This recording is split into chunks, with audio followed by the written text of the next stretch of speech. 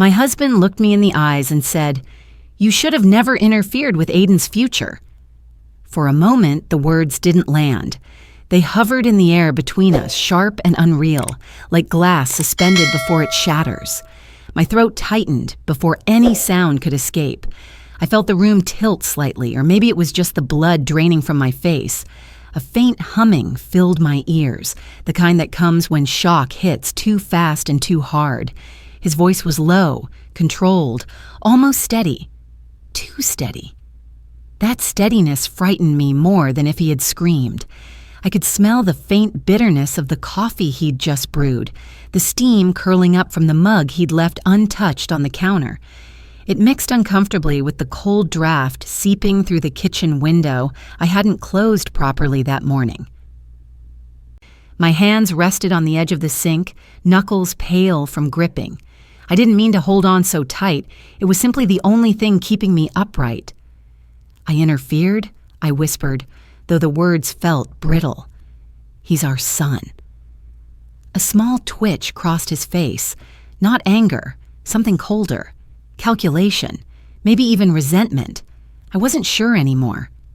I'd slept beside this man for over 25 years, and yet, in that moment, he looked like a stranger studying me for weaknesses. He didn't answer. He just stared, letting the silence hover like a dare. The kind of silence meant to push someone back into submission. I'd lived long enough to know when silence was being used as a warning. I exhaled slowly, feeling my ribs tighten beneath the breath. I didn't want to fight. Not here. Not like this. But the truth was sitting in my chest, heavy and unmoving. The truth I had uncovered only 2 nights ago when I opened Aiden's laptop to help him with something completely unrelated and saw the email drafts. At first, I thought it was some kind of glitch or spam, or perhaps Aiden had tried to retract an application because he changed his mind. But the wording was wrong, too formal, too dismissive, too deliberate. It took only minutes for the horror to settle in as the pattern emerged. Every rejection Aiden had received in the past year, every unanswered application, had been undone long before any employer even had the chance to consider him, all by someone using his email, someone inside this house. The memory stabbed through me again, sharp and sudden, the moment I'd confronted my husband, the way he hadn't even bothered denying it. As if impersonating our son to sabotage his future was simply another household chore. Now, standing in the kitchen with his gaze fixed on me, I felt that same dreadful realization sink in further. He believed he had done the right thing. "What you did to him was wrong," I said quietly. My voice trembled at the edges, but I kept it steady enough to stand on. "You didn't just cancel job applications, you took away his choices." He scoffed under his breath, a short, dismissive sound that pricked at my nerves. "Choices? He has responsibilities. You and I both know we can't care for his brother alone. We need him here. You know that." I felt my jaw tighten. Needing help doesn't give you the right to trap him. He stepped closer, and instinctively I straightened, not to challenge him, but to hold my ground. His shadow fell across the counter. Long and sharp from the overhead light, a reminder of how easily a home could turn into an interrogation room. "He's been more useful here than he ever would be out there," he said flatly. "You saw it. His brother responds better with him. The house stays calmer. Things get done. Why would we risk losing that?" I blinked at him slowly. The way he said useful made something sour twist in my stomach. "He's not a tool," I said. "He's our child." His lips pressed together, thin and annoyed. "You're being dramatic." That word, dramatic, landed like a slap. Women my age hear it too often, usually when we speak a truth someone doesn't want to face. I inhaled deeply, the air cold and sharp as it filled my chest. He's 23. He has dreams. He wants independence. And you took that from him. "I protected him," my husband snapped. And there it was, the first crack in his composure. If he leaves, everything falls apart. You and I can't manage alone. My back, your health, his brother's needs. Aiden is the only one strong enough to handle it all. Something inside me wavered, not in agreement, but in grief, because part of what he said was true. We did struggle on our own. The fatigue, the appointments, the unpredictable days with our youngest, they wore us down in ways no one outside this house would ever understand. But that struggle didn't justify breaking one son to support the other. I closed my eyes for a brief second, just enough to feel the burn of tears that refused to fall. I wouldn't let them, not here, not in front of him. You never even asked him, I whispered. He would have said no. That does not give you permission to decide his life for him. He flinched, barely noticeable, but enough to tell me I'd hit a nerve he didn't want touched. Then he leaned back, the tension in his shoulders shifting into something more dangerous, something steadier, colder, anchored in certainty. You renting that apartment, he said slowly, was betrayal. The word pulsed between us. You separated the boys, he continued, after everything we've built, after everything I've done. Everything he'd done. The sentence hung in the air like a confession he couldn't even recognize as such. I felt my breath hitch, a tight ache swelling beneath my ribs. I didn't separate them, I said quietly. I freed one. His eyes narrowed, and for the first time, a flicker of something unsettling passed over his expression. Control slipping. Not much, just enough to reveal what he was capable of if pushed further. The mug on the counter rattled slightly when he set his hand down beside it. A small movement, but I felt its weight. You have no idea what you've started, he said, voice low. A chill slid down my spine, not from fear, but from the dawning realization that he wasn't finished, not even close. And then came the moment he stepped forward, his next words forming slowly, deliberately, like he wanted them to be the last thing I heard before everything else unraveled. Because if you think this ends with Aiden moving out, he murmured, you're wrong. And as he reached into his pocket, I realized too late that whatever he was about to show me would change everything. He pulled out his phone, the screen lighting up his face with a cold bluish glow, sharpening every hard edge in his expression. For a brief second, I saw my own reflection in the glass, drained, tense, older than I remembered being yesterday. He tapped the screen once, then turned it toward me. An email draft. Not from him, from my youngest son's therapist. My stomach dropped. You think you're the only one making plans behind my back? He said, his voice almost calm again, too calm, like a knife slowly being sheathed. While you were busy playing savior with Aiden, I was getting ready to make sure no one interfered again. A faint tremor moved through my hands before I could steady them. What is that supposed to mean? He didn't answer right away. Instead, he tapped the draft open.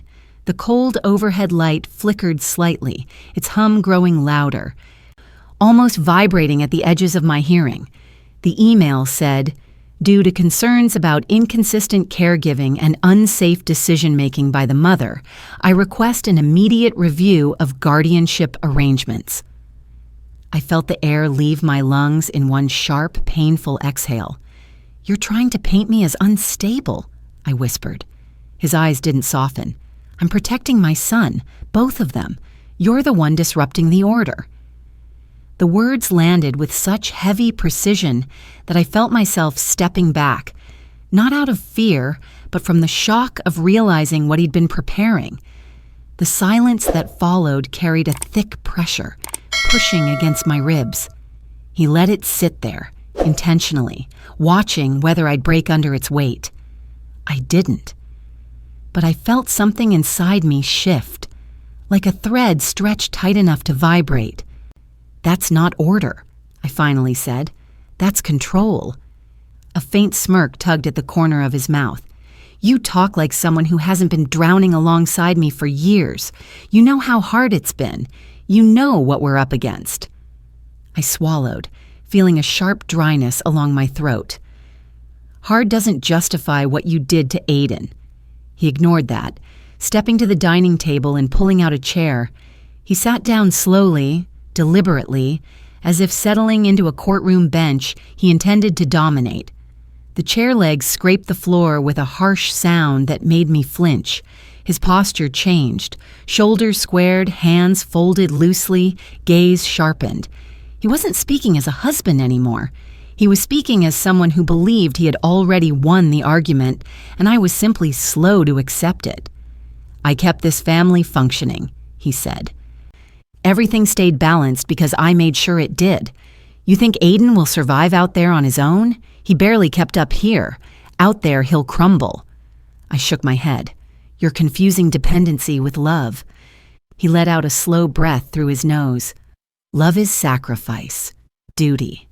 And right now, his duty is here, whether he likes it or not." "And mine?" I asked. He looked at me with a chilling neutrality. "Yours is to support the decisions I make for this family." Something inside me stiffened, and for a moment the room felt too small, its walls closing just slightly, the air heavier, as if I were standing beneath water, waiting for it to rise over my head. "I'm not your subordinate," I said quietly, "and I'm not going to be coerced." He leaned forward, elbows on the table. "Coerced? I'm showing you reality. The boys need structure. Stability. You moving Aiden out was reckless, emotional, uninformed." I let out a soft, humorless breath. "You sabotaged every opportunity he had. His life didn't stall. You stopped it." "He wasn't ready," he snapped. "You never let him try." The muscles along his jaw tightened, pulsing with restrained anger. But he didn't raise his voice. That was the unnerving part. The colder he became, the more dangerous the conversation started to feel. Then, without warning, he said something that made my skin crawl. "I pulled Aiden's location earlier." My breath caught.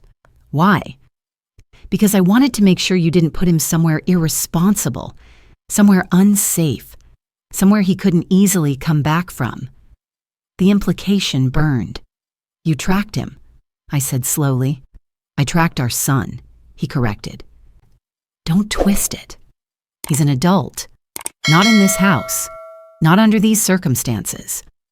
He stood again abruptly, pushing the chair back with a force that made the legs screech across the floor. The sudden sound sliced through the quiet like a blade. My heart kicked hard once, a jolt against my ribcage. He moved toward me, not aggressively, but with a purpose that made every instinct in me sharpen. When he stopped just a few steps away, he lowered his voice. "You think I'm the villain here, but everything I've done, everything I'm doing, is because if Aiden leaves, if you undermine this again, we will collapse." "We won't," I said softly, though my voice trembled despite my efforts. "You just don't trust anyone but yourself, because no one else has earned it." His words were exacting, almost rehearsed.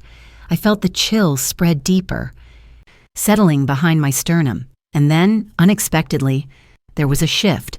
Not in his face, not in his voice, but in the air around him. He sighed, heavy and frustrated, running a hand through his hair. "You've made this harder than it needed to be," he murmured, "and now I have to fix what you broke." A faint tapping sound came from the hallway. Both of us turned. The house felt suddenly too still. My breath held. Another soft sound, lighter this time, almost hesitant. He stiffened. My pulse quickened. "Did you lock the front door?" he asked. I opened my mouth to respond, but before I could speak, a shadow shifted past the edge of the hallway, small, uncertain, and unmistakably familiar. And then I saw him. My youngest stood there watching us, his expression unreadable. And in his eyes, I saw something I wasn't prepared for, something that told me he had heard far more than either of us realized. When he was little, those same eyes used to cling to me whenever the world felt too loud. Back then, our house was smaller, the walls thinner, the winters harsher. I remember the way cold crept in through the gaps in the windows in January, slipping under the doors and curling around our ankles like something alive. I used to stuff old towels along the baseboards and tape plastic over the glass because insulation was a luxury we couldn't afford. The heater rattled all night long, doing its best with what we had. On the counter, there was always a glass jar. It started out as a mayonnaise jar scrubbed until the label peeled away, the glue still clinging in stubborn patches. I washed it 3 times to get the smell out, then dried it carefully and set it on the shelf above the stove. I wrote on it with a black marker we'd borrowed from the neighbor, "Future Fund." At first it held loose change, quarters left in the dryer, a crumpled dollar bill someone forgot in a jacket. A 5 slipped in occasionally when I managed to shave a little off the grocery bill. Every time I fed that jar, I told myself it meant one less thing my boys would have to sacrifice. I worked nights then, stocking shelves at a discount store. The fluorescent lights buzzed overhead, washing everything in a flat gray-white brightness that made it impossible to tell what time it was. My hands would come home smelling like cardboard and dust and plastic, fingers sore from cutting boxes open. I'd tip my pockets out onto the kitchen table, count every coin, and drop what I could spare into that jar. Sometimes, when the jar was nearly empty, I'd shake it and listen to the thin, lonely rattle of coins at the bottom. It sounded like an accusation. Other times, when it was heavier, half full and glinting with a little more silver, it sounded like a promise. I met my husband when I was 26, standing in line at the pharmacy with a fistful of coupons and a migraine. He was behind me, holding a single bottle of painkillers and a bag of chips like he'd just stopped in on his way somewhere else. I remember the way he'd laughed softly when I spread my coupons out, double-checking the dates and store logos, making sure every cent counted. "You running a business with those?" he'd joked. I smiled despite the headache. "I'm running a life with these."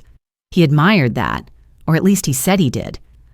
He said he liked a woman who could stretch $1, who knew how to make do and make it look like more. He said he came from the same kind of background, hand-me-down clothes, shared bedrooms, nothing ever guaranteed. We built our relationship on that story, the two of us against the world, working hard, saving, sacrificing. For a long time, it felt true. When Aiden was born, the jar moved from the shelf above the stove to the corner of the counter closest to the fridge. I relabeled it, Aiden's Future. The marker ink bled a little from the steam rising off the cooking pots, turning the letters softer, but I liked that. It made the words look worn in, lived in. I'd be standing at the stove, stirring something cheap but filling, rice, beans, whatever was on sale that week, and I'd glance at the jar and remind myself, this isn't forever. One day, this boy will have more. We used to joke about it, my husband and I. When Aiden took his first steps across the living room, nearly knocking into the coffee table, my husband scooped him up and kissed his cheeks.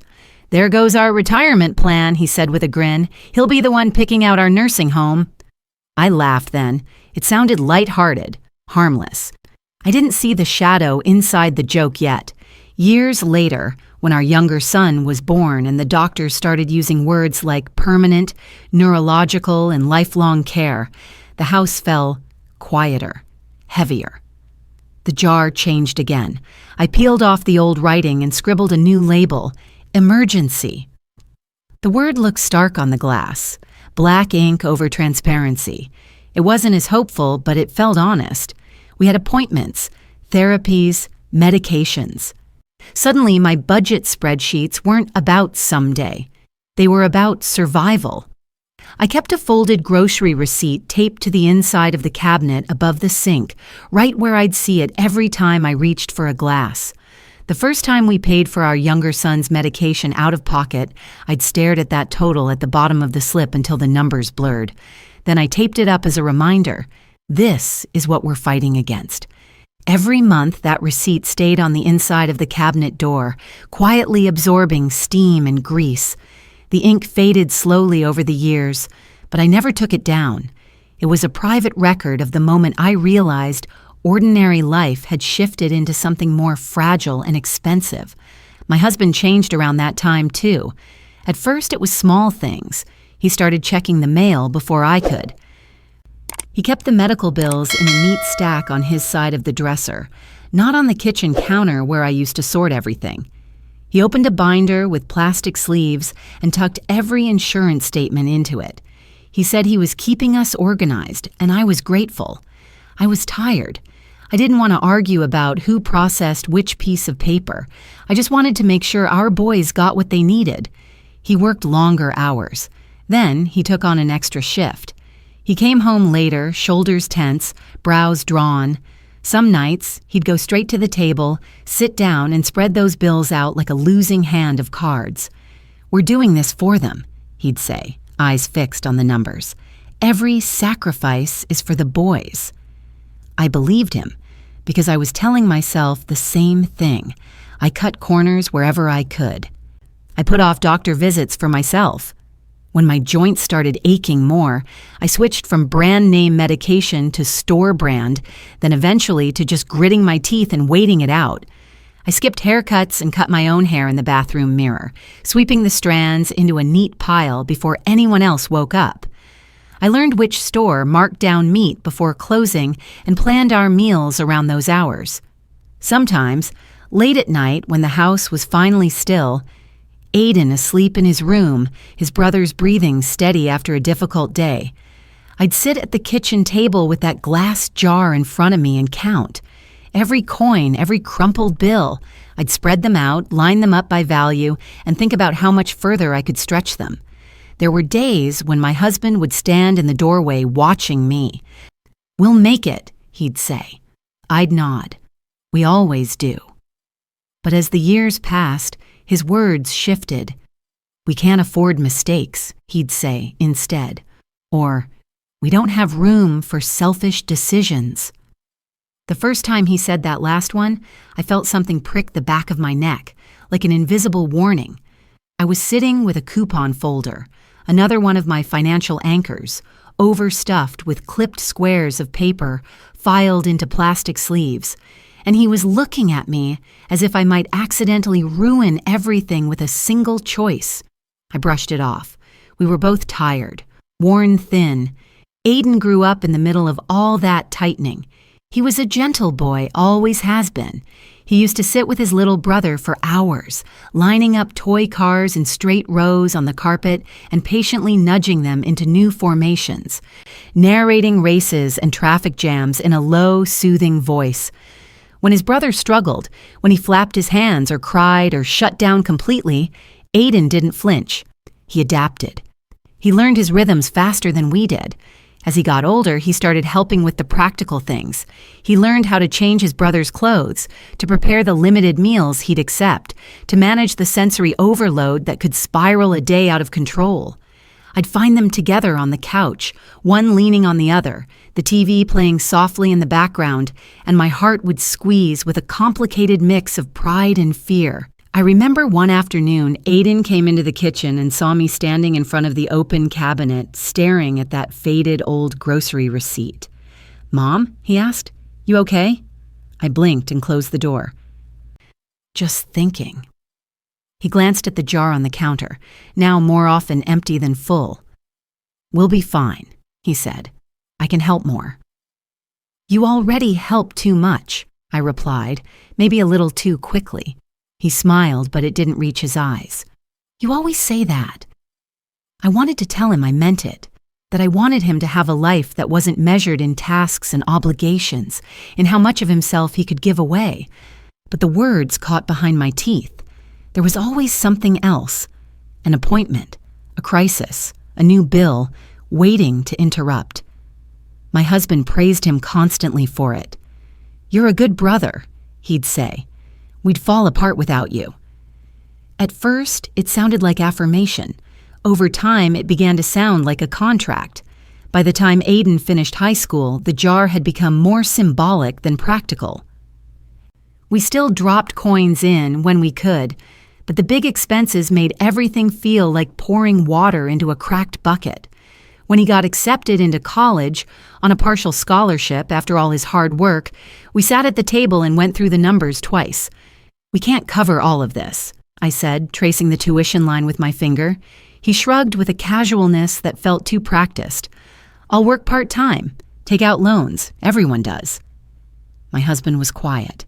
Later, behind closed doors, he said, "It's going to stretch us." "I know," I replied, "but this is what the jar was for, his future." He looked at the jar then, half full, light catching the curve of the glass. "His future is here," he said softly, "with us, with his brother." I stared at him, unsure if he meant it as a long-term statement or just a fear spoken aloud. I chose not to argue. We found a way like we always did. I took on extra shifts for a while. He negotiated a payment plan. We cut back further. During those college years, the house rearranged itself around absence and return. When Aiden was away, the silence between my husband and me felt heavier. When he came home on breaks, the whole place brightened, as if someone had opened windows we didn't know were painted shut. Aiden would slide his worn backpack into the corner, kiss my cheek, ruffle his brother's hair, and quietly start picking up all the loose ends we'd let drop during the semester. He cooked, he cleaned, he handled meltdowns. He let his brother fall asleep against his shoulder again and again, and every time he went back to school, my husband grew more withdrawn. "He's needed here more than there," he said once after Aiden left, his voice flat. "He's building a life," I replied. He didn't answer. He just walked over to the jar, lifted it, and weighed it in his hand. There were only a few coins clinking softly inside. I watched him, unease prickling the edges of my thoughts. There was a new edge to him now, something rigid and unyielding. Sacrifice had stopped being something we shared and had become something he assigned. And yet, I kept telling myself we were still on the same side. We made it to Aiden's graduation by stringing together credit, favors, and sheer stubbornness. I wore an old dress I'd mended twice, and we sat in the bleachers while he crossed the stage in a rented gown. When his name was called, I clapped until my palms burned. My husband clapped too, but his jaw was tight, his smile thin. Afterward, as we stood in the parking lot and Aiden traded hugs and smiles with his classmates, my husband reached into his pocket and pressed a folded bill into my hand.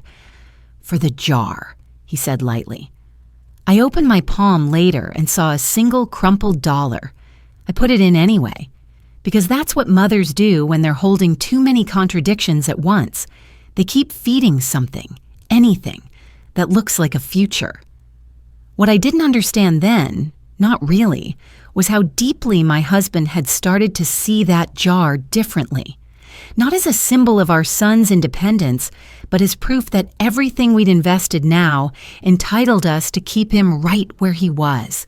I thought we were still sacrificing for our children. He had quietly decided they would start sacrificing for us. And by the time I noticed the difference between those two things, it was already poisoning the air in our home. I just didn't know yet that the boy I'd spent years trying to push toward his own life was slowly being recast in his father's mind as the one thing we were never allowed to let go. I should have felt some relief after moving Aiden into that apartment, but instead the house shifted into something colder, something I didn't quite recognize. Not loud, not violent, just altered. As if the air itself had learned a new way of pressing against my skin. My husband moved through the rooms differently. He didn't slam doors or shout. He didn't accuse me outright, at least not in ways I could point to. But his presence lingered in the corners of every room, a quiet force watching for the moment I'd expose another weakness. The first sign that things had changed happened the very next morning. I walked into the kitchen to make coffee and found the cabinet above the sink standing open, the one I always kept closed. The one where that faded receipt had hung for years, but the inside was bare. The receipt was gone. For a moment, I just stood there, my fingers gripping the edge of the counter. Something in my chest tightened, not because of the paper itself, but because it was the kind of thing you only throw away if you want to erase the memory attached to it. I hadn't heard him come in, but suddenly he was leaning against the doorway, arms crossed. "You don't need to look at that old thing anymore," he said. "It was clutter." My throat tightened. It wasn't clutter to me. "It kept you stuck in the past," he shrugged. "We don't have room for that right now." He said it so casually, as if discarding a piece of our life together was nothing more than a practical choice. But he didn't move aside. He waited for me to shut the cabinet as though this were a step in some quiet training he'd decided we both needed. I closed it. His eyes stayed on me long enough for me to feel something inside myself pull taut. Later that afternoon, while folding laundry, I heard him in the hallway, speaking into his phone. I wasn't trying to listen, but his voice carried, low and deliberate. "She's overreacting," he said, "making decisions without considering the consequences." My hand froze over a stack of shirts. "She's involving people who don't understand our situation," he continued. "I'm doing my best to keep everyone stable." A chill moved across my shoulder blades. He wasn't talking about Aiden. He wasn't talking about the boys. He was talking about me. I stepped into the hallway right as he ended the call. His eyes flicked to mine. Then he smiled. A small, precise smile that didn't belong to any version of him I knew. "Something you want to say?" he asked. "No," I answered, though my voice betrayed me in its tremor. "Good." He walked past me slowly, brushing my shoulder in a way that made my skin prickle, not from touch, but from intention, a reminder that he was watching, that he had regained a sense of control the moment I stepped out of the doorway. I swallowed hard, the laundry suddenly feeling heavy in my arms. The next day, the mail arrived earlier than usual. I found it on the dining table, already opened, already sorted, bills on one end, medical statements on the other. And on the very edge of the table, slightly separated from the rest, sat an envelope from the rental company that managed Aiden's apartment. I reached for it, but before my fingers touched the paper, my husband stepped into the room. "You didn't tell me the rent was due this soon," he said. "It's automatic," I replied quietly. "It's handled." "Not anymore. We can't afford for you to make unilateral decisions like that." My pulse stuttered. "Aiden needs somewhere to stay while he finds work." "He already has a home," he said sharply. "This one." "He needed space. He needs responsibility." "Responsibility isn't the same as captivity." His jaw tightened. The room seemed to shrink around the space between us. "You're jeopardizing everything," he said. "Our finances, our health, the boy's stability." He picked up the envelope before I could, holding it like evidence in a case he had already built in his mind. Then he walked away with it. I stood there, staring at the empty space on the table where it had rested, feeling a wave of heat rise behind my eyes. By the end of the week, my nerves were stretched thin, pulled tight by every small shift in his tone. One evening, I was chopping vegetables when I felt him standing behind me, not close enough to touch, but close enough that I could feel the warmth of his breath near my ear. "What did Aiden say about the apartment?" he asked. My hands trembled slightly as I kept cutting. "He's settling in. He should be back home. He's not ready. He doesn't get to choose." The knife slipped just enough to nick my fingertip, a small sting, a single bead of blood. I sucked in a breath. He leaned over me to turn on another burner, his arm brushing mine, casual yet undeniably intrusive. "Don't cry over onions," he murmured. The cut burned. My eyes burned, but not because of onions. He stayed close until the pot on the stove began to boil. Then he left without a word, the air behind him warmer but the room colder for it. 2 days later, our younger son had a difficult day. He paced the hallway, hands rigid, breath quickening. I tried to reassure him, whispering softly, guiding him toward his room. My husband appeared in the doorway, arms crossed. "This wouldn't be happening if you hadn't disrupted the routine," he said calmly.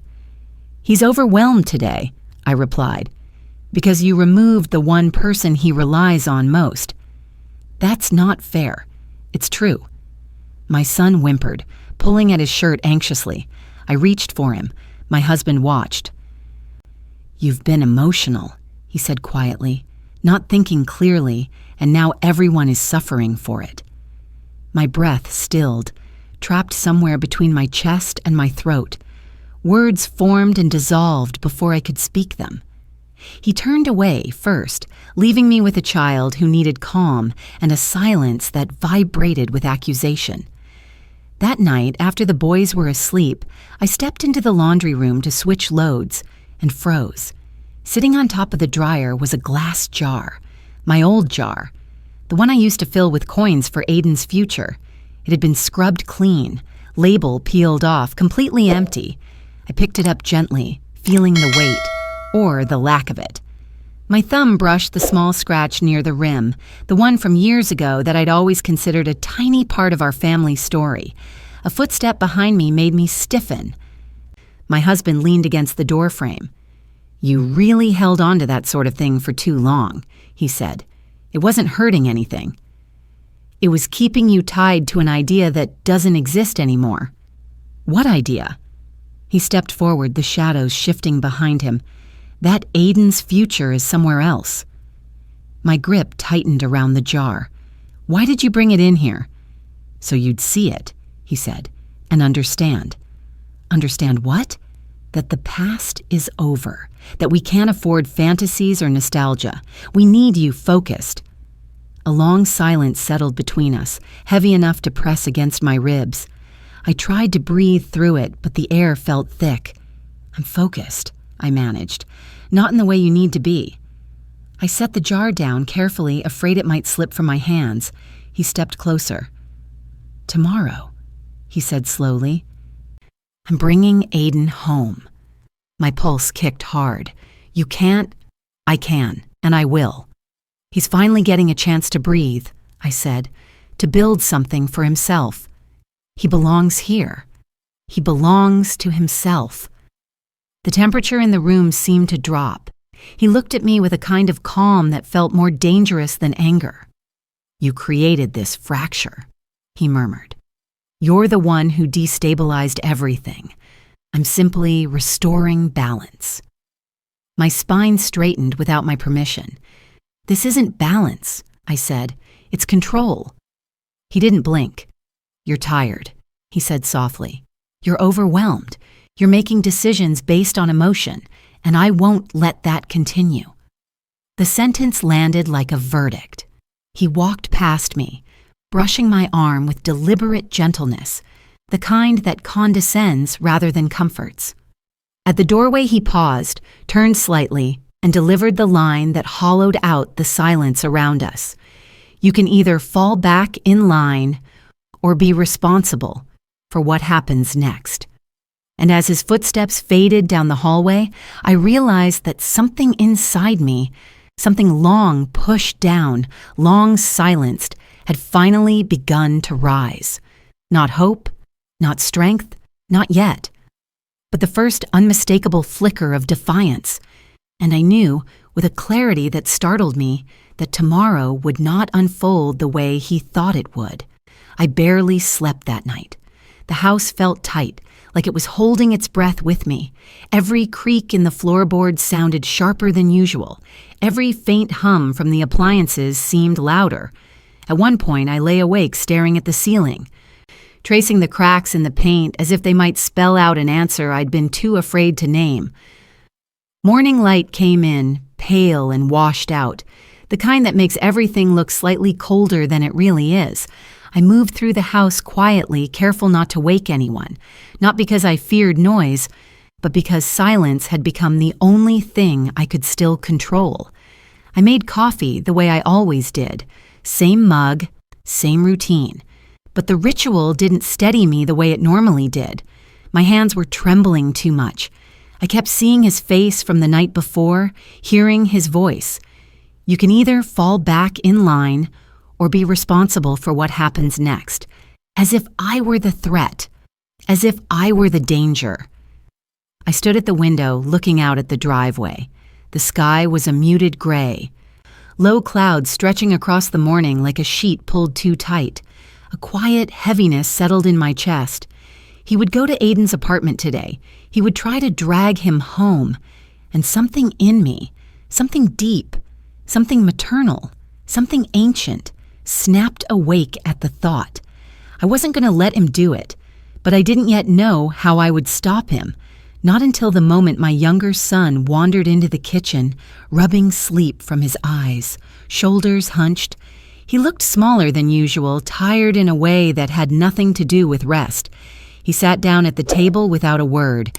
His hands fidgeted with the hem of his shirt, twisting it, pulling at loose threads. He wasn't agitated, not in the usual sensory way. This was different. This was worry. He looked at me, really looked at me, and then he signed something, slowly, deliberately, using the gestures he relied on when words were too hard to form.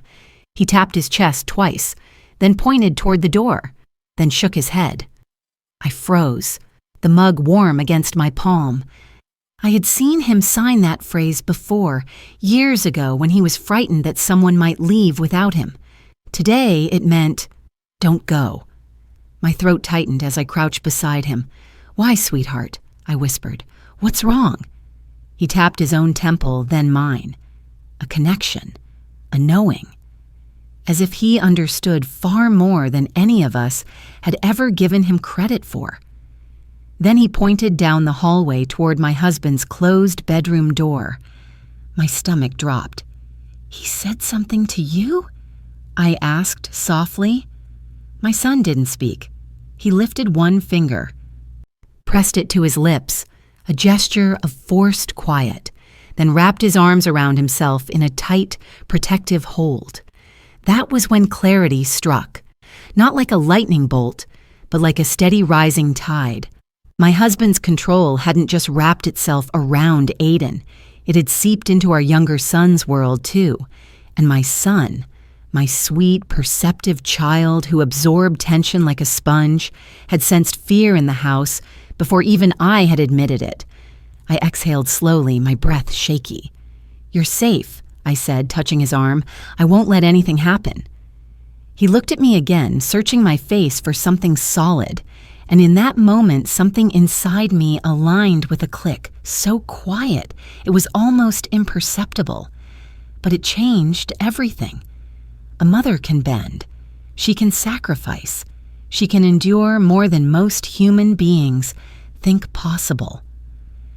But the second she sees fear in her child's eyes, genuine fear, something transforms, something sharpens, something wakes.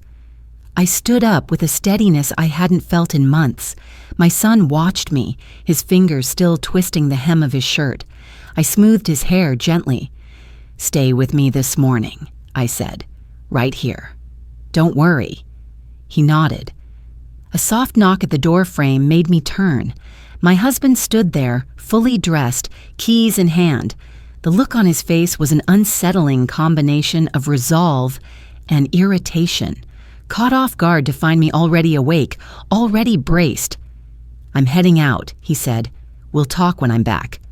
I looked at the keys in his fist, the faint glint of metal, the slight tightening of his jaw, the certainty in his posture, like he had already decided the outcome. A strange calm washed over me. "No," I said. He blinked. "No what?" "You're not going." The air stilled instantly, as if the house recognized the shift before he did. He stepped forward slowly. "Don't start with this again." "I'm not starting anything," I replied. "I'm stopping something." A long silence stretched, one of those silences that carries an entire history in it.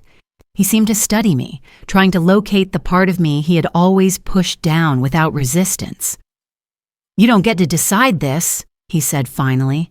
But he was wrong. I did. Because I suddenly understood something I hadn't been able to grasp through all the noise and tension and fear. He wasn't protecting our family. He was confining it. He wasn't preserving stability. He was enforcing dependence. And as I looked at my younger son, still watching, Still waiting, I felt that rising tide inside me surge higher. I stepped between my husband and the front door. "You're not bringing Aiden home," I said. "Not today, not like this." His expression hardened. "You don't know what you're risking," he warned. But for the first time in a long time, his words didn't land the way he intended, because I finally saw what I was risking if I did nothing. My voice came out steady, stronger than I felt. "I'm done being afraid of you." A flicker crossed his face. Not anger, not yet. Something sharper. Something like disbelief that his grip had finally slipped. He opened his mouth to respond. But then my younger son stepped forward. Quiet, small, resolute in a way that cracked something open inside me. He touched my arm with both hands, holding on, not pulling me back, not asking me to stop, but anchoring me. And that single gesture pierced straight through the last layer of doubt I had been carrying. I met my husband's eyes. He saw it. He saw the shift. The moment he realized I was no longer the same woman who had stood trembling in the kitchen nights before. His fingers tightened around the keys, and I understood with unsettling clarity that whatever happened next would define the rest of our lives. Then he stepped toward me, slowly, deliberately, and I knew the moment we'd both been avoiding was about to break open. I didn't move when he stepped toward me. For a second, we just stood there, 3 people in a narrow strip of hallway, all of us bound together by something that felt less like family and more like a tightening rope. Then my husband seemed to reconsider. His gaze flicked from my face to our younger son's hands gripping my arm, then back again. Something cooled in his expression. The anger didn't vanish. It withdrew, like a wave going quiet before it pulls back harder. "We'll talk later," he said flatly. He slipped the keys into his pocket, turned, and walked away. A simple retreat, no door slam, no raised voice. But the moment his back disappeared around the corner, I understood something important. He hadn't given up. He'd simply changed strategy. Fine. So would I. The rest of the morning passed in fragments, small tasks, small movements, with my mind working in the background like a machine I couldn't turn off. If I was going to stop him, it wouldn't be enough to argue louder or stand in front of another door. I needed something solid, something he couldn't bend or twist or claim I'd imagined. I needed proof. I waited until he left the house for errands. The front door closing with that familiar, controlled click. The silence that followed felt different this time, not oppressive but open, like a window had cracked somewhere inside an airtight room. My younger son sat at the table, working through a puzzle he'd done a dozen times before, the pieces worn soft at the edges. I touched his shoulder gently. "I'll be right here," I said, "just in the other room. You can come find me, okay?" He nodded, not looking up, but I could tell he was listening. I went into the small office we shared at the back of the house, the one with the old desk, the aging laptop, and the filing cabinet that had slowly become my husband's territory over the years. The blinds were half open, letting in a muted strip of daylight that cut diagonally across the floor. I sat down at the computer and opened the browser. If my husband had been canceling Aiden's job applications from this house, then there would be a trail, no matter how careful he thought he'd been. I logged into Aiden's email. My hands shook slightly as I typed, feeling a wave of guilt at the intrusion. But that guilt was nothing compared to the sick heaviness I'd felt when I first discovered those cancellation messages weeks ago. I clicked sent. Dozens of emails lined the screen, but they weren't just job applications and college notices. There were messages with subject lines like re-application withdrawal and change of interest status. I clicked one at random.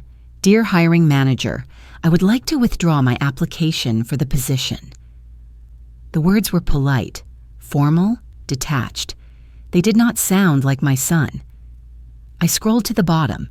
Sent from Aiden's address. At 2 a.m, on a night I remembered Aiden being exhausted from caring for his brother. I opened another and another, each one carefully written to sever a connection Aiden didn't even know he'd made. I swallowed hard and forced myself not to close the laptop and cry. Instead, I took a breath and did something I should have done the first time I discovered them. I opened the screenshot tool. One by one, I captured every single fraudulent message, saved them into a folder, labeled each file with the company name and date. Then I dug through the trash folder and found even more, emails he'd deleted, hoping no one would ever see them. I screenshotted those too. When I finished, my eyes burned, not from tears, but from staring at too many tiny letters that spelled out exactly how far he was willing to go. I plugged in an old flash drive I'd kept from years ago, back when we used to save family photos and school projects on it. It still had a faded sticker with Aiden's handwriting on it. I copied the folder of screenshots onto it, watched the progress bar crawl forward, felt my heartbeat line up with each small movement. When it was done, I ejected it carefully and slipped it into the side pocket of my purse. That was the first piece. Next, I opened his email account. I debated it for a moment, but I knew his passwords. We'd shared them for years, back when trust was something that felt natural instead of strategic. My fingers moved almost automatically. The inbox loaded. At first, it looked ordinary. Work newsletters, pharmacy reminders, appointment confirmations. Then I saw it. A thread with the subject line, "Concerns about caregiving environment." I clicked. It was exactly what he'd shown me in the kitchen, a draft email to our younger son's therapist, painting me as unstable, emotional, unsafe to make decisions. But this time, I also saw something else. Previous emails. I scrolled up. He'd already sent an earlier message 2 weeks ago, almost identical in tone. Careful, measured language, implying that I was overwhelmed, forgetful, potentially negligent. That he was stepping in to ensure the boy's needs were fully met. I felt cold sweep through my arms. Another message further up, this one to an old friend of his who works somewhere in the healthcare system.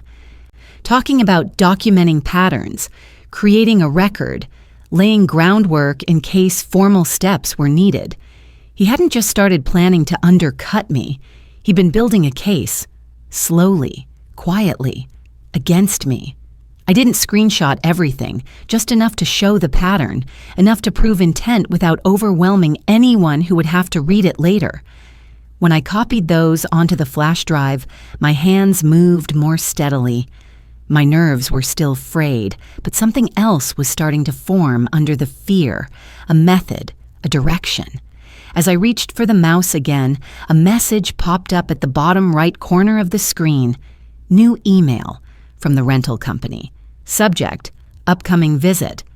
I clicked it before I could think. Per your husband's request, it read. We've arranged for him to access your son's unit tomorrow to discuss occupancy changes. Please confirm if this aligns with your understanding. My stomach lurched. He'd already called them. He wasn't planning to bring Aiden home in some emotional, impulsive way. He was coordinating it, formalizing it. I read the email twice, hands gripping the desk edge. Then I wrote back, "Hello, there must be a misunderstanding. I did not authorize any occupancy changes or access requests. Please do not grant entry until you've spoken directly with me and my son together." My fingers shook as I hit send. Then another thought hit me, a quiet, dangerous one. If he was willing to manipulate employers and therapists and rental offices, who else had he spoken to about me? How far had he widened the circle of his story? I opened the browser again and searched for local legal aid clinics, low-cost consultations, support for caregivers. I'd never done that before, not because I didn't think I might need it, but because it always felt like something other people did. The list loaded. Phone numbers, addresses. One office stood out, a small family law practice only a few miles away. I clicked their website and scanned the information, my heart thrumming faster with each line about guardianship, power of attorney, caregiver disputes. I wrote down their number on a notepad. Then I picked up the phone. My voice shook a little when the receptionist answered, but I kept it even enough to explain. Joint caregiving, rising conflict, concern about sabotage, worry about someone trying to undermine my role without my knowledge. She listened, carefully, kindly. "We can schedule a consultation this week," she said. "Bring any emails, documents, or notes you have. Anything that shows patterns." Patterns. I glanced at my purse where the flash drive now sat. "I have some," I replied. "Good," she said. "You're doing the right thing." When I hung up, I stood there for a moment, the phone still warm in my hand. You're doing the right thing. No one had said that to me in a long time. Most of what I'd heard lately was some version of, "You're overreacting, you're emotional, you're destabilizing everything." Hearing the opposite, through a neutral voice on the other end of a phone call, felt like someone had quietly cracked a window in a sealed room. The rest of the day, I started paying closer attention to small details, how he double-checked the pill organizers after I filled them, even when I hadn't made a mistake in years. How he took charge of speaking to doctors while I sat beside him, suddenly relegated to the role of silent companion. How he started using phrases like primary caregiver and medically necessary routines in conversation whenever anyone else was listening. It wasn't random, it was choreography.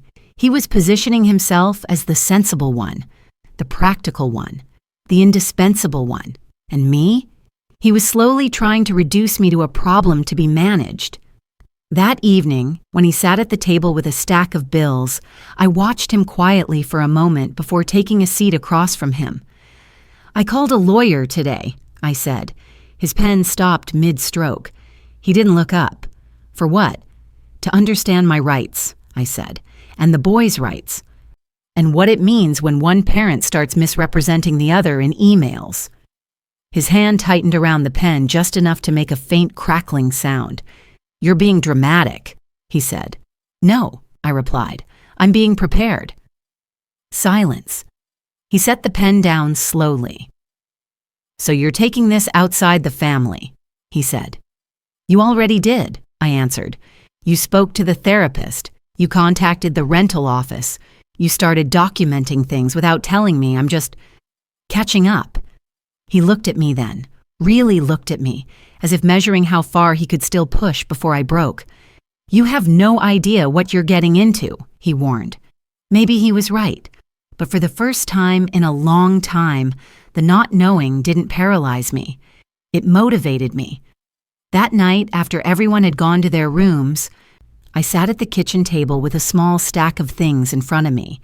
The flash drive, a notebook of dates and incidents, Aiden's graduation photo, and the old glass jar. I'd brought the jar in from the laundry room and set it in the center of the table. I didn't fill it with coins this time. Instead, I slipped the flash drive inside and pressed a folded note against the glass. The name of the law office, the date of my appointment, and a simple sentence beneath it. This is not just about money anymore, this is about truth. I wasn't naive. I knew a jar on a table and a handful of screenshots couldn't magically fix everything, but they were anchors. This time, not for sacrifice, but for clarity. The next morning, I got dressed, grabbed my purse, and tucked the jar gently into a reusable shopping bag so it wouldn't draw attention. My younger son watched me from the doorway, his gaze curious but calm. "I'm going to talk to someone who can help us," I told him. "I'll be back soon." He stepped forward and hugged me around the waist, quick, tight, surprising. It almost undid me. I kissed the top of his head and walked to the front door. My husband was at the counter stirring coffee. Eyes narrowed slightly as he watched me slip on my shoes. "Where are you going?" he asked. "To get answers," I said simply. He set the spoon down slowly. "You don't need outside answers," he said. "You have me." I opened the door. "I'm starting to understand," I replied quietly, "that's exactly the problem." The air outside was cool, sharper than it had been the past few days. I walked down the driveway, the weight of the bag steady against my hip, my heart pounding hard but in a different rhythm now, less like panic, more like momentum. I reached the car, unlocked it, and placed the bag on the passenger seat. As I slid behind the wheel and fastened my seatbelt, my phone buzzed, an unknown number. I hesitated, then answered. "Hello?" A calm voice spoke on the other end. "Is this Aiden's mother? This is from the rental office. We received your email and thought you should know. Your husband just called again, insisting on access to the apartment, and he mentioned something else this time that you might want to hear." My grip on the steering wheel tightened. "What did he say?" I asked. And as the woman started to answer, I realized that whatever came next might decide whether this stayed a private family fracture or turned into something much larger. The woman on the phone hesitated for a moment, long enough for me to feel my heartbeat tap against my ribs in a sharp, urgent rhythm. "He said," she continued carefully, "that he is Aiden's sole point of contact now, and that you're not in a stable state to handle decisions regarding the apartment." My breath caught. Not stable. He'd used that word. He'd crossed that line. "Ma'am?" she asked gently when I didn't respond. "Are you still there?" "Yes," I whispered, gripping the steering wheel harder. "I'm here." We just wanted to confirm, because his tone was concerning. We cannot legally give access to someone who is not the leaseholder without clear authorization. "Do not give him anything," I said. "Not a key, not information, not even reassurance." "Understood." I hung up slowly, my pulse echoing in my ears. Outside the windshield, the pale morning light seemed brighter suddenly, harsh against the edges of the houses around me. I felt something rising in my chest, tight, hot, and focused. He wasn't trying to interfere anymore. He was trying to replace me, erase me. My hands steadied on the wheel. This wouldn't be a quiet confrontation. This wouldn't be another hallway argument or a whispered threat. This was going to be something much bigger. And I was ready. I started the car. When I arrived at the law office, the receptionist recognized my voice immediately and led me to a small room at the back. The walls were lined with framed documents, and a single window let in soft, indirect sunlight that painted the desk in a muted glow. The attorney, a woman in her 40s with steady eyes and a voice that didn't waver, sat down across from me. "Tell me everything," she said. So I did. I told her about the sabotaged job applications, the emails he'd sent pretending to be our son, the cancellation messages he'd hidden, the attempt to access the apartment behind my back, the way he'd framed me in messages to therapists and acquaintances, the pressure, the dismissals, the slow, quiet rewriting of our reality.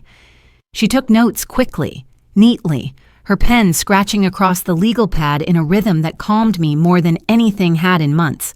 When I handed her the flash drive, she slid it into her laptop and clicked through each file. Her eyebrows lifted slightly. Once, twice. Enough to tell me she saw it, she saw the pattern. "This isn't miscommunication," she said finally. "This is coordinated." Something cold slid down my spine, followed by a warm, steadying heat that settled deeper than fear. Her next words anchored it. "And you have more evidence than most clients who walk through this door." I exhaled shakily. "Your husband has positioned himself as the sole reliable caregiver," she continued, "which is often a precursor to pushing the other parent out of decision-making. But these emails, these undermine his credibility. They show deliberate manipulation." "And Aiden?" I asked softly. She sighed. "He's an adult. That makes it more complicated. But impersonating him? Withdrawing applications? That's interference. If necessary, it can even be considered fraud." My chest tightened. "What do I do now?" "I'll tell you what you don't do," she said. "You don't go home and confront him alone again, not after this." But I knew I would have to, not to argue, not to reason, but to break the pattern. The attorney leaned forward. "There's one more thing," she said. "If he's already tried to contact the rental office, he may try again, today. You need to get to Aiden before he does. Warn him. Prepare him." Prepare him. The words echoed, sinking into place like a key turning in a lock. I stood. I'm going to him. Take someone with you if you can, she warned. But I didn't have someone. I had myself. And for the first time in a long time, that felt like enough. Aiden's apartment was on the second floor of a modest complex with faded siding and a courtyard that smelled faintly of damp earth. When he opened the door and saw me, confusion flickered across his face. "Mom? Everything okay?" "No," I said, "but it will be." He stepped back to let me in. The apartment was still sparse, boxes half unpacked, a mattress on the floor, the faint smell of detergent lingering from newly washed sheets. "I need to talk to you," I said. He sat down slowly, sensing the seriousness in my tone. "What happened?" I told him. All of it. The cancellations, the impersonation, the rental office calls, the therapist emails, the attempt to reframe me, the plan to bring him home whether he agreed or not. With every sentence, his face went paler, his breath shallower. "Dad, did all that?" he whispered at one point. "Yes," I said quietly. He pressed his hands together, elbows on his knees, his head bowed. The silence that fell between us was sharper than any sound. Finally, he looked at me. "What do I do?" "You stay here," I said. "You keep applying. You don't let him near your email or this apartment. If he shows up, call me." "Immediately." "And you?" His voice cracked slightly. "What happens to you?" I swallowed hard. I'm done being the person he can blame or silence. I have evidence, and I'm going to use it. He blinked, startled by the resolve in my voice. I hadn't realized how steady I felt until I saw his reaction. For a moment, he just stared at me. Then his shoulders softened, and he moved forward, wrapping his arms around me in a hug that broke something open in my chest. The kind of hug I hadn't felt from him since he was a boy with scraped knees and impossible dreams. "I'm sorry," he whispered. "For what?" I asked, pulling back to look at him. "For not seeing it, for not knowing, for leaving you alone with him." "You didn't leave me," I said. "You survived him. That's different." His eyes glistened. Then my phone rang. Unknown number. My heart jolted. I answered. A clipped, professional voice spoke on the other end. "Ma'am, this is Officer Ramirez. We're calling to confirm that your husband reported a welfare concern regarding you this morning." My blood turned to ice. "A what?" "He expressed concern that you are in an unstable emotional state and may make unsafe decisions regarding your children." My breath stilled. "He what?" Aiden mouthed silently beside me. I forced my voice steady. "Officer, I am perfectly fine. I am speaking with you calmly, and I have evidence demonstrating a pattern of manipulation from my husband." There was a pause on the line, a careful one. "I see," the officer said. "Is there a safe place you can go right now?" My eyes flicked around the apartment, then to my son. "Yes," I said. "I'm here." "We may need to file a report," he said. "Would you be willing to provide documentation?" "I have documentation ready." Another pause. "Then I believe this situation requires formal review. Thank you for your cooperation."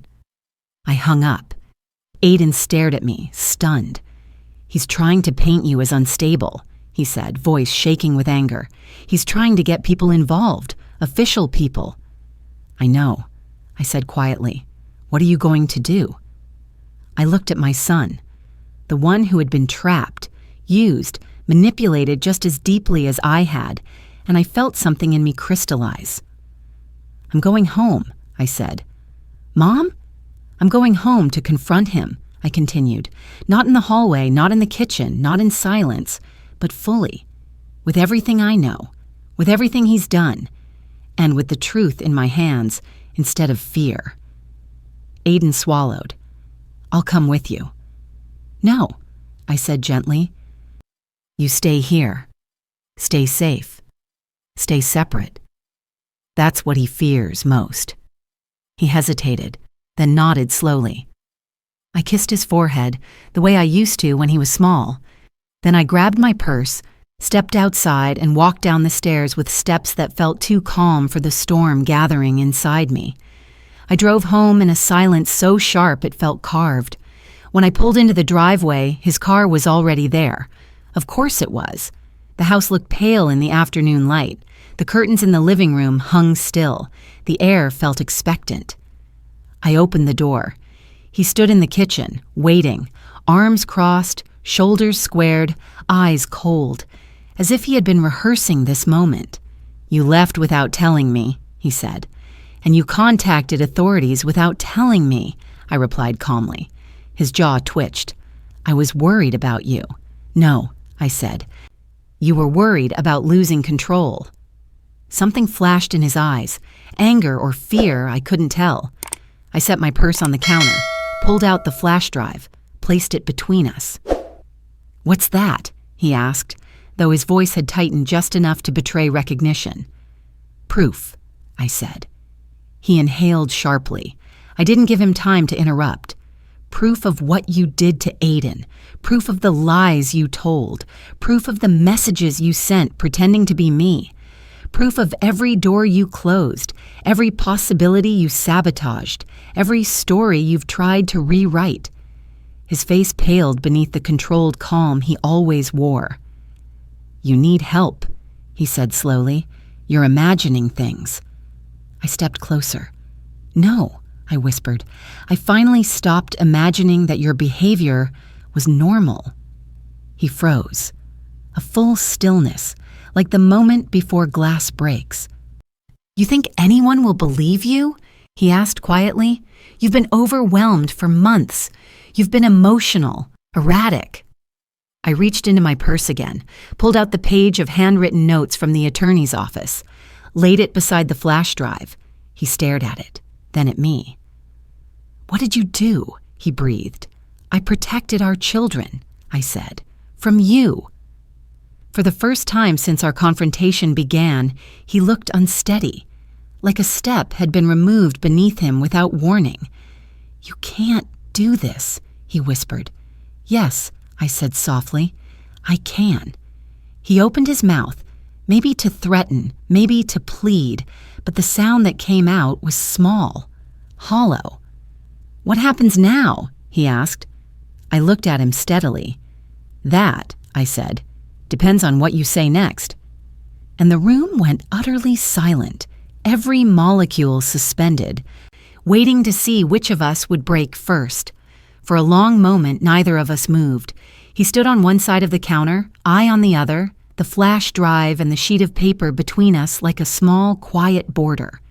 The kitchen felt colder than it should in that afternoon light, the overhead fixture casting a flat glow that made everything look harsher, edges sharper, shadows deeper. "You're overreacting," he said at last, but the conviction in his voice had thinned. "Read them," I answered. "I don't need to." "Then I'll read them for you." I picked up the notes, my hand steadier than I expected, and began to speak. I read the subject lines of the emails he'd sent pretending to be Aiden, the dates, the times, the exact phrases he'd used, formal, detached, writing as if he were our son, closing doors our son never agreed to close. I read the messages to the therapist, the subtle way he described me, the careful suggestions that I might be unstable. I didn't shout. I didn't cry. I just read. With each line, his expression changed in increments, first irritation, then defensiveness, then something closer to panic that he tried desperately to swallow. "Those messages are out of context," he said finally. "They are your words," I replied. "You're twisting them." "No, I am repeating them." His gaze flicked toward the doorway, as if expecting someone to appear, to take his side, to validate the story he'd built. But the doorway stayed empty. Our younger son was in his room. The house was quiet, but not in the way it had been before. This silence felt different, less like a cage, more like a stage that had finally cleared for the truth. "I did what I had to do," he said. "For this family, you don't understand the pressure." "I understand more than you think," I said softly. I know what it feels like to count coins in a jar and wonder which bill won't get paid. I know what it's like to put off doctor visits for myself because the boys needed theirs. I know what it means to wake up every day carrying the weight of someone else's needs. Then you should understand why I needed Aiden here, he snapped. I do, I said. I understand the fear, the exhaustion, the terror of imagining a future without enough help. But fear doesn't give you permission to break him or erase me. He swallowed hard. I kept us afloat, he insisted. No, I said. We kept us afloat. You and me, both of us. Until somewhere along the way, you started believing that sacrifice gave you ownership. His jaw clenched. You don't talk like someone who understands responsibility, he muttered. Responsibility, I repeated quietly, is telling the truth. Responsibility is letting your sons grow into their own lives, even when it hurts. Responsibility is not pretending to be them behind a screen and shutting their future down because you're afraid of being left alone. He looked at the flash drive, at the thin piece of plastic that now held the story he'd tried to keep invisible. You took this to a lawyer? He asked. Yes. You went to strangers before coming to me? I let out a breath that felt like it had been stuck in my chest for months. I came to you, I said, over and over, when I asked you to consider outside help, when I begged you not to use Aiden as the only solution, when I told you he was suffocating here, when I said I was drowning. You didn't listen, so I found someone who would. Something in his shoulders sagged. Not in defeat, but in the uneasy recognition that this conversation had left the realm of private argument. You're trying to destroy me, he whispered. No, I replied. I'm trying to stop you from destroying our sons. He stared at me, breathing a little harder now. The calm mask he always wore had cracked enough for the strain beneath it to show. What are you going to do? He asked. I thought of the tiny office, the steady pen on the legal pad, the voice on the phone calling his behavior what it was. I thought of the rental office woman who'd called to warn me. I thought of the officer who'd asked if I was in a safe place. I'm documenting everything, I said. I'm setting boundaries. I'm telling the people who need to know. And I am making sure you don't get to move your pieces in the dark anymore. You'll tear this family apart, he said. I shook my head. You fractured it when you decided that control mattered more than trust. A sound came from the hallway, a soft shuffle. I turned. Our younger son stood there, shoulders hunched, eyes wide and clouded with confusion. He looked from me to his father and back again, sensing the tension but not all the words. My husband straightened. It's okay, buddy, he said quickly. Mom is just... Stop, I said. He looked at me startled by the firmness in my tone. I crouched down so I was level with my son's eyes. You're safe, I told him. No one is going to make you choose sides. You don't have to fix this. You don't have to fix us. His fingers twitched at his sides. After a moment, he stepped closer and touched my shoulder, the same way he had that morning when he asked me not to go. I placed my hand over his. I'm going to make some changes, I said gently. Things might feel different for a while, but they are going to be safer, quieter, fairer. For you, for your brother, and for me. He studied my face with a focus that always surprised me, then nodded once.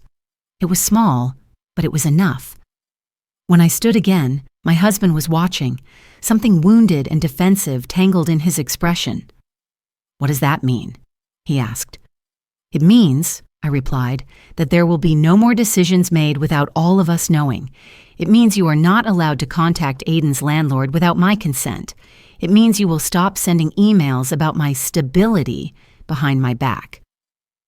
It means any communication regarding the boys goes through both of us or through professionals who know the full story, not just your version of it. And if I don't agree, he asked, then the people I spoke to are ready to help me take this further. The room felt unbearably still. This was the line. He knew it. I knew it. He broke eye contact first. "You're serious," he murmured. "Yes," I said. "I am." He glanced at our younger son, then at the window, then back to me. For a moment, I saw a flicker of the man I'd met years ago in that grocery store line, the one who'd admired my determination instead of trying to control it. "I thought I was doing the right thing," he said quietly.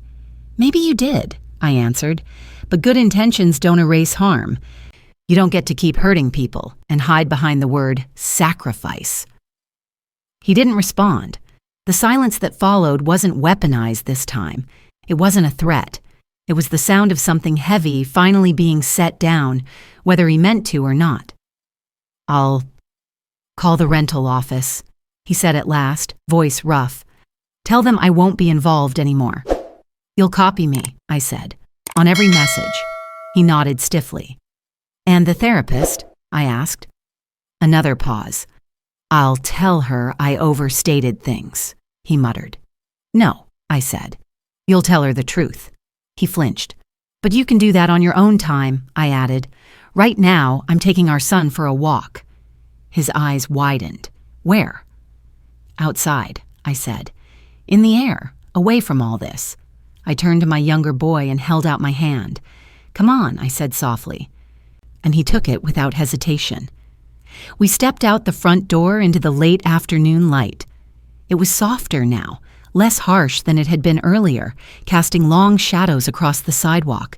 The air felt cool on my face, cleansing in a way that made my chest ache. We walked slowly down the street, our steps in sync. Birds chattered in a nearby tree. A dog barked lazily from a yard. Ordinary sounds. Simple sounds. The kinds of sounds you don't notice until you've spent too long listening for footsteps and sharp intakes of breath. My phone buzzed once in my pocket. "Aiden, are you okay?" I typed back. "I'm not the same." "That's better than okay," he replied with a single heart. I slipped the phone away and looked up at the sky, streaked now with the first hints of evening, a thin band of soft color brushing the horizon. For the first time in a long time, I felt something close to peace. Not because everything was fixed, not because the road ahead would be easy, but because the worst of the hiding was over. I had named what was happening. I had taken it outside the shadows. I had refused to let love be twisted into a leash. We walked until the tension in my shoulders loosened and my son's steps grew lighter.